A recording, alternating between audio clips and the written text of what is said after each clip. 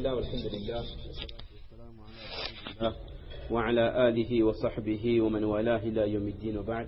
سبحانك لا علم لنا إلا ما علمتنا إنك أنت العليم الحكيم. رب زدنا علما يا كريم، رب زدنا علما يا كريم، رب زدنا علما يا كريم. رب اشرح لي صدري ويسر لي أمري واحلل عقدة من لساني يفقهوا قولي. Alors mes chers frères en islam, il y a 2 semaines, par la grâce d'Allah, on avait la possibilité de commencer à parler donc d'un point extrêmement important, c'est ijtima'ul kalima, le fait d'être unis, que les cœurs de chaque musulman soient unis et qu'il y ait une parfaite ambiance, une parfaite symbiose au sein de la communauté, au sein de la jama'a. Et on avait vu que parmi les fawaïd, parmi les avantages, les profits que chaque musulman va tirer de cette union, de cette muhabba, de cette entente de la communauté, c'est tout d'abord il y a l'aide d'Allah, car on a vu le hadith que yadullahi ala al-jama'a. L'aide d'Allah vient toujours pour les gens qui sont unis. Et on avait vu également qu'à partir du moment où les musulmans parlent d'une même voix, où les musulmans s'entendent parfaitement, alors ils auront également la protection contre les wasawis, contre les insufflations et les pièges de shaytan. On a vu également qu'à partir du moment où les musulmans auront la parfaite entente entre eux, ils auront également le contentement d'Allah subhanahu wa ta'ala. Et également on avait vu que quand on a la muhabba, la mawadda, la ulfa dans la communauté, il y a la bénédiction d'Allah subhanahu wa ta'ala. Et cette bénédiction va nous toucher tant sur le plan personnel que sur le plan de la communauté tout entière. Et on a vu ce hadith quand les gens étaient venus voir le prophète dit au prophète d'Allah, on ne trouve pas de baraka, on ne trouve pas de bénédiction dans notre subsistance, c'est-à-dire dans nos repas, dans notre nourriture, on ne trouve pas de baraka. Et là le prophète a dit que certainement vous devez manger séparément. C'est certainement à cause de ça. Les gens disent oui au prophète d'Allah, chacun mange dans son coin. Et le prophète a dit que mangez ensemble et vous allez voir comment Allah Azza wa Jal va mettre de la bénédiction, de la baraka. Et on avait terminé par ce hadith magnifique lorsque le prophète a dit alaykum bil jama'a, restez fermes, restez unis, restez soudés. Wa iyyakum wal furqa, et je vous mets en garde contre ces gens qui vont s'éloigner, contre les gens qui vont faire leur propre chemin, qui vont se dissocier du groupe. Fa inna ash-shaytana ma'al wahidi wa huwa min al-ithnayn ab'ad. Sachez que shaytan a l'emprise sur le musulman qui s'est séparé du groupe. Alors que quand il y a 2 ou qu'il y a plus de personnes que ça, shaytan ne peut pas s'approcher ou il a plus du mal à s'approcher. Et après le prophète a dit que celui qui veut accéder au paradis, qui veut sentir la bonne odeur du paradis, falyalzamil jama'a, que cette personne reste accrochée au groupe des musulmans. C'est-à-dire que nous soyons unis au niveau des sentiments tant dans les cœurs, qu'il n'y ait pas d'animosité, qu'il n'y ait pas de haine, qu'il n'y ait pas de ressentiment entre nous, et également de la pratique religieuse, que nous soyons unis, que nous pratiquons le din d'Allah d'une même façon, sans qu'il y ait des divergences qui vont engendrer des firqa, des groupuscules.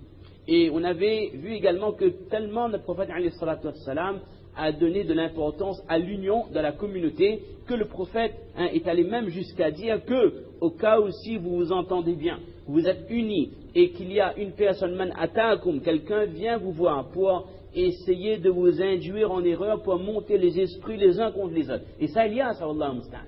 Il y a des gens comme ça, qui sont peut-être des acolytes de shaitan, shayatin al-insi wal jinn.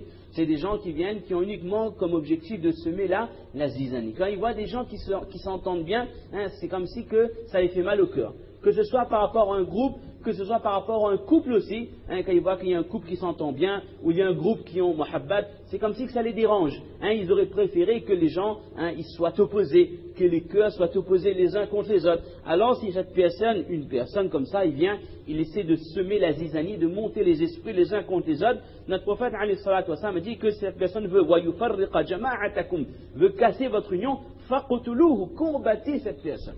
Le prophète est allé jusqu'à dire ce terme qui est très fort en arabe, faqtuluhu, combattez, allez à l'encontre de cette personne, tellement le fattan, celui qui apporte le trouble de la communauté, c'est quelqu'un qui est extrêmement dangereux. C'est un poison, c'est comme un cancer qui est de la communauté, qui essaie de dissocier les cœurs et semer la zizanie, la discorde entre les gens. Et maintenant, quelle sera notre récompense, Inch'Allah, si nous gardons les cœurs unis, si nous ayons une parfaite muhabba, une parfaite entente de la communauté? Comme on a dit, avant de parler de la récompense, voyons l'exemple des Sahaba, lorsque les Muhajirin et les Ansar, ceux qui venaient de la Mecque et ceux qui les avaient accueillis à Madina Munawwara, quand ils avaient cette entente cordiale qui est exemplaire de l'histoire des civilisations, voyez comment Allah Ta'ala a envoyé son aide, Allah Ta'ala a envoyé sa nusra, que cette civilisation, elle a éclairé toute la péninsule arabe, elle est arrivée jusqu'en paix, jusqu'à différents pays. Et nous avons vu avec un exemple un peu plus proche de nous, un peu plus contemporain, avec ces premiers musulmans qui sont arrivés il y a 150 ans à l'île de la Réunion, principalement des pays asiatiques. Ils avaient une parfaite entente, une parfaite solidarité entre eux. Il n'y a qu'à demander à nos grands-parents comment était leur relation, ou alors lire les livres d'histoire sur la communauté musulmane à la Réunion. Et nous voyons que, alhamdulillah, il y avait une entente. Le mot solidarité, c'était vraiment à la base de toute chose. Il n'y avait pas l'esprit de concurrence, on n'essayait pas de mettre les bâtons dans les roues, alors d'essayer de casser son prochain, d'essayer de faire couler le commerce de l'autre. Là, wallah. C'était vraiment une relation cordiale, basée autour de l'union, de l'amitié. On ne s'appréciait pas parce qu'on venait de la même région, du même village, du même pays. On s'appréciait parce qu'on savait qu'on était musulmans.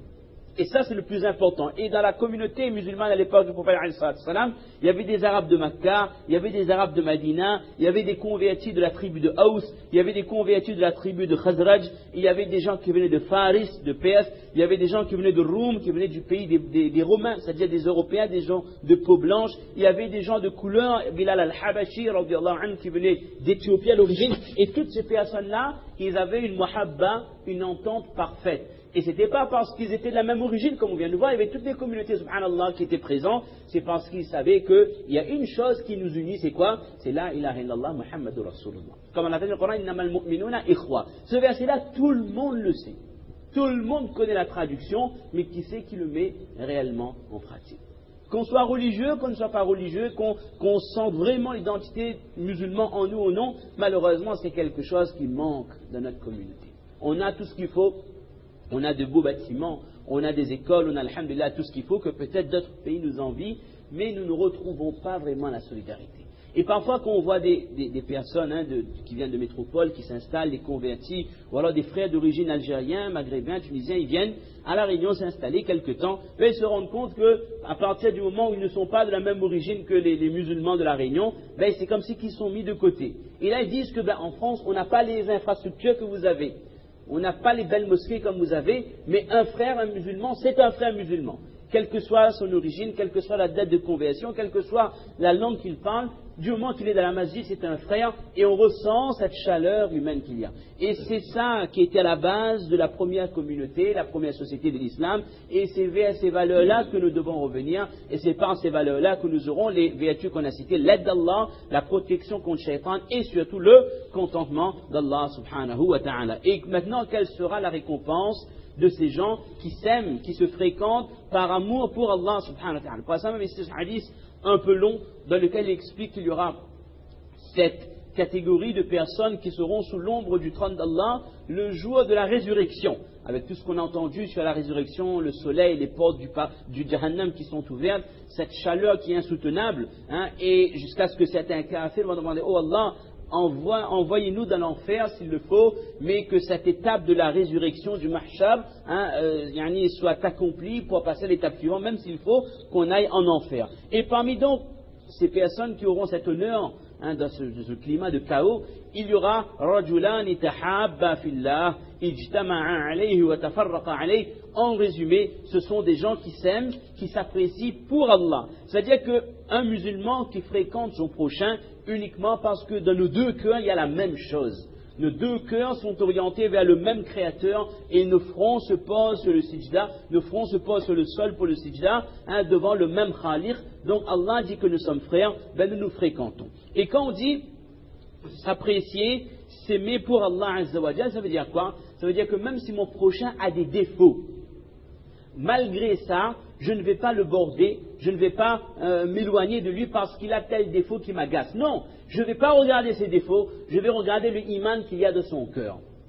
Et on pourrait emboîter le pas avec un autre hadith quand le prophète dit que le musulman est un miroir pour son prochain. ça nous permet de compléter les manquements qu'il y a en nous ou de découvrir nos défauts par la fréquentation des gens, d'autres personnes. Quand on voit un défaut chez quelqu'un, très souvent, c'est qu'il y a la même chose chez nous. C'est-à-dire que quand on voit quelque chose qui ne nous plaît pas chez un musulman, c'est comme un miroir. On doit être capable de s'auto-analyser, de se dire que peut-être que moi aussi j'ai ce défaut en moi, comme moi je le regarde de travers parce qu'il est colérique, ou alors parce qu'il a, je sais pas moi, il a la bouche sale, il est grossier, ou alors je ne sais pas, il est insolent, etc. Certainement il y a d'autres personnes qui portent le même regard sur moi, peut-être que j'ai les mêmes défauts. C'est le moment de faire son autocritique, son auto-analyse. Donc, ne pas se séparer de personnes parce qu'ils ont des défauts. Ne pas regarder les défauts des gens, au contraire, on doit regarder le iman qu'il y a dans leur cœur, et par leur fréquentation, on aura peut-être leur qualité, et les qualités que nous aurons, Inch'Allah, eux aussi ils en profiteront. Donc c'est ça le plus important, s'aimer pour Allah. La deuxième chose, c'est également, on s'apprécie pour Allah, et ce n'est pas pour des intérêts personnels. Ça c'est extrêmement important. C'est pas je suis bien avec telle personne parce qu'il a tel poste, parce que lui il travaille aux impôts, parce que lui il travaille la sécu, lui il travaille la sédique, donc il pourra faire passer mot dossier, etc., etc. Ça ce n'est pas muhabbat lillah, ça. Ça c'est une amitié pour un intérêt personnel. Et le jour où cette personne sera à la retraite, ou le jour où la personne change de poste ou perd son travail, c'est comme si on ne le connaît plus. Alors, c'est-à-dire c'est de l'hypocrisie. Et le véritable muhabba, le véritable amour qu'il y a, c'est qu'on apprécie, encore une fois on le répète, son prochain, parce que nous sommes frères en islam. Quelle que soit la couleur, quelles que soient les origines, quel que soit comment on est devenu musulman de naissance ou de conversion, quelles que soient parfois les divergences qu'on peut avoir dans la religion, mais ne pas oublier qu'on est avant tout frères en islam. Et ça, maintenant on termine avec le dernier point, qu'est-ce qu'il faut faire pour ramener cette union de la communauté? Alors parmi les solutions, un des points essentiels, c'est tout d'abord qu'on parle d'une même voix, qu'on pratique la religion avec une même vision des choses. Et là, bien sûr, quand on le répète, on ne parle pas des petites divergences qu'il y a dans les madahib. Si quelqu'un dit amin fort, l'autre ne dit pas amin fort, l'autre fait raf'al yadayn, l'autre ne fait pas. Ça, c'est pas grave, ça. Ça, c'est des divergences dans les furu', mais ces divergences dans les pratiques, dans les masas existaient depuis l'époque d'Imam Shafi'i, Imam Ahmad, Imam Abu Hanifa, et cela remontait même à l'époque des Sahaba dans certaines circonstances, mais en aucun cas, ces divergences dans les masaïl ont provoqué la désunion de l'école. Ça n'a jamais existé. Et alhamdoulilah, ça n'existe pas vraiment, mais ce qu'il ne faut pas, c'est quoi? C'est que chaque musulman, il essaie d'avoir sa vision de la religion et qu'on délaisse le plus important. Et le plus important, c'est quoi? C'est de rester attaché au Coran, à la Sunna. Lorsque le prophète nous dit Taraktu fikum amrayn lan tadillu ma tamassaktum bihima kitab Allah wa sunnata nabiyhi sallallahu alayhi wa sallam, ces deux